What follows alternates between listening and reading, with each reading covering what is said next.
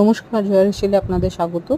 আজ আমার দুপুরের লাঞ্চের মেনুতে খুব সিম্পল মেনু ছিল মানকচু বাটা আর পাবদা মাছের আলু বেগুন বড়ির ঝোল। তো মানকচু বাটাটা আমি কীভাবে করেছি সেটা আপনাদের কাছে শেয়ার। প্রথমে আমি কচুটা ছোটো ছোটো টুকরো করে ভালো করে ধুয়ে নিয়েছি, তারপর মিক্সিতে আমি হাফ মিক্সড করে নিয়েছি।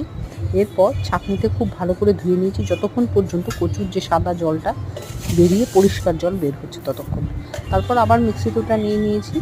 তারপর তার সাথে দিয়েছি একটা নারকোল বাটা, 3 চামচ সর্ষে, 4টে কাঁচা লঙ্কা দিয়ে বেটে নিয়েছি। নিয়ে কড়াইতে সর্ষের তেল দিয়ে কালো জিরে ফোড়ন দিয়ে পুরো মিক্সটা কচুটা আমি দিয়ে দিয়েছি।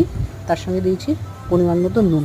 ভালো করে নেড়েচেড়ে নিয়ে আমি নামিয়ে নিয়েছি। ওপর থেকে একটু কাঁচা সর্ষের তেল ছড়িয়ে দিয়েছি।